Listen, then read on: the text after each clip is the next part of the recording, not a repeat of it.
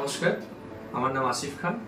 আমি নদিয়ার টিওটো থেকে এসেছি এবং আমি গ্লোবাল ইনস্টিটিউট অফ ম্যানেজমেন্ট স্টাডিতে 1 বছর ডিপ্লোমার জন্য ভর্তি হয়েছি হোটেল ম্যানেজমেন্টে। তার সাথে সাথে আমি এটা জানতে চেয়েছিলাম যে হোটেল ইন্ডাস্ট্রিতে কী হয় এবং কি কি করতে পারবো পরে ভবিষ্যতে।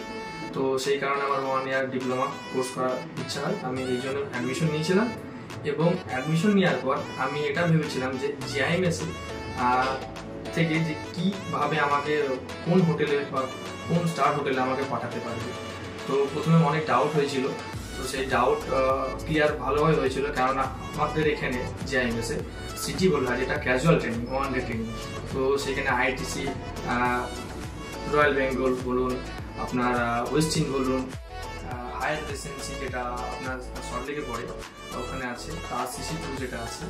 তো সেইগুলোতে আমরা ডেলি বেসিস ক্যাজুয়াল ট্রেনিং করতাম। তো ওখান থেকে অনেক কিছু গ্রোথ হয়েছে। তো দেখতে পেয়েছি যে একটা 5 স্টার হোটেলে যে কী আমি করতে পারবো এবং আমি নিজেকে কীভাবে ডেভেলপ করতে পারবো। তো অনেক কিছু শিখলাম, জানলাম। জিআইএমএসে ফ্যাকাল্টি যেগুলো আছে, আমাদের টিচাররা, তো ওনাদের কাছ থেকে অনেক কিছু শিখেছি, অনেক কিছু জেনেছি। তো নিজেকে আরও ইমপ্রুভ করেছি যে না, জীবনে অনেক কিছু করতে পারবো এখন।